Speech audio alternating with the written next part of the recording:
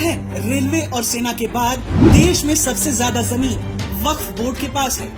दिन रात अंबानी अडानी पर छाती पीटने वाले इस बात को पूरी मक्कारी के साथ छिपा जाते हैं कि कैसे बिना किसी व्यापार या कारोबार के ये वक्फ बोर्ड पूरे देश में बेहिसाब संपत्ति का मालिक बन बैठा।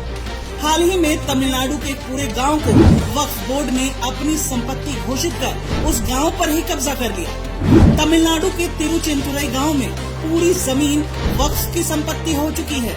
इसका खुलासा तब हुआ जब यहाँ के एक निवासी राजगोपाल ने अपनी जमीन बेचने की कार्रवाई आगे बढ़ाई। जमीन बेचने के कागजात लेकर जब वो रजिस्ट्रार के दफ्तर गए तो उन्हें कहा गया कि जिस जमीन को वे अपना मानकर बेचने का इंतजाम कर रहे हैं वो वक्फ के कब्जे में जा चुकी है। मतलब बिना असल मालिक की जानकारी के जमीनों पर वक्फ बोर्ड का अधिकार हो गया। और भी न जाने कितने हिंदू बहुल गाँव पर ऐसी गाजगिरी हो। ऐसा कल को हमारे साथ भी हो सकता है। वक्फ के पास ये जमीनें रातों रात नहीं आई, बल्कि आजाद भारत में इसकी कहानी शुरू होती है 1955 में कांग्रेस द्वारा लागू किए गए वक्फ एक्ट से। तुष्टिकरण के लिए सुप्रीम कोर्ट के फैसले को बदलने वाली राजीव गांधी सरकार ने 1984 के समय वक्फ एक्ट को विशेषाधिकार दिए।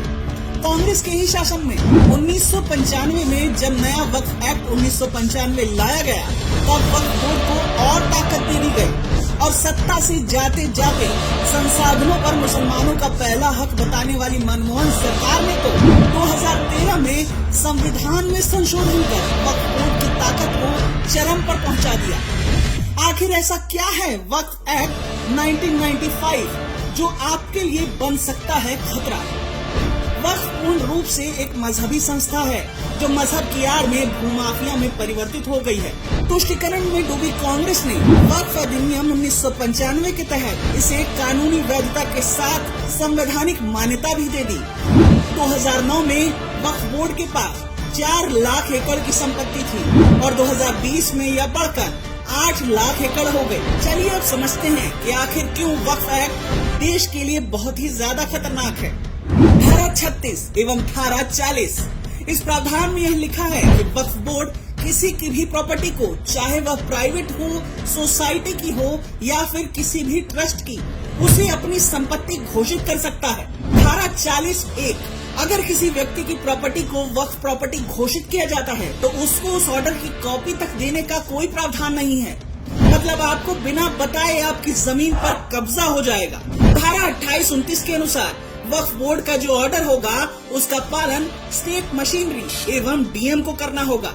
धारा 85 के तहत अगर कोई मामला वक्फ से संबंधित है तो आप कोर्ट में दावा दायर नहीं कर सकते हैं। वक्फ ट्रिब्यूनल ही इसकी सुनवाई कर सकता है। धारा 101 इसके अनुसार वक्फ बोर्ड के मेंबर पब्लिक सर्वेंट हैं। क्या किसी भी हिंदू संस्थान में मठाधीश, शंकराचार्य, पंडित को पब्लिक सर्वेंट माना गया है? वक्फ कानून 1995 के कारण ही वक्फ बोर्ड बहुत ताकतवर बन चुका है। कोई भी अल्पसंख्यक कहीं भी अवैध धार्मिक स्थल बना लेता है और एक अर्जी वक्फ बोर्ड में डाल देता है। बाकी काम वक्फ बोर्ड खुद करता है। यही कारण है कि पूरे भारत में वक्फ बोर्ड की दादागिरी से, धड़ल्ले से अवैध निर्माण बेरोक-टोक हो रहा है। मनमोहन सरकार ने वक्फ बोर्ड को बना दिया भूमाफिया। वक्फ बोर्ड द्वारा जमीन कब्जाने का षड्यंत्र 2013 के बाद तो और तेज हो गया है। 2013 में सोनिया मनमोहन सरकार ने वक्फ बोर्ड को अपार शक्तियां दे दी। सोनिया मनमोहन सरकार ने वक्फ कानून 1995 में संशोधन कर उसे इतना घातक बना दिया कि वह किसी भी संपत्ति पर दावा करने लगा है। वक्फ बोर्ड किसी भी संपत्ति को वक्फ संपत्ति घोषित कर सकता है, चाहे वह अवैध ही क्यों न हो। वोट बैंक की घटिया राजनीति के घटिया खेल ने वक्फ को अरबों की जमीन का मालिकाना हक दे दिया। खुद को सेकुलर कहने वाली कांग्रेस से मेरी ताकत के दम पर वक्फ बोर्ड बहुत ताकतवर बन चुका है। वक्फ अधिनियम 1995 जैसे काले कानून के रूप में न सिर्फ भू जिहाद को बढ़ावा दिया जा रहा है, बल्कि इस संस्था को मिली ताकतों से भारत की जमीन पर समुदाय विशेष का वर्चस्व स्थापित किया जा रहा है। यही कारण है कि वक्फ कानून 1995 के विरुद्ध आवाज उठने लगी है। सर्वोच्च न्यायालय में दायर एक याचिका में वक्फ कानून 1995 के प्रावधानों को चुनौती देते हुए कहा गया है कि इस अधिनियम के बहुत प्रावधान ऐसे भी हैं जिनका धर्मनिरपेक्ष भारत में कोई स्थान नहीं है।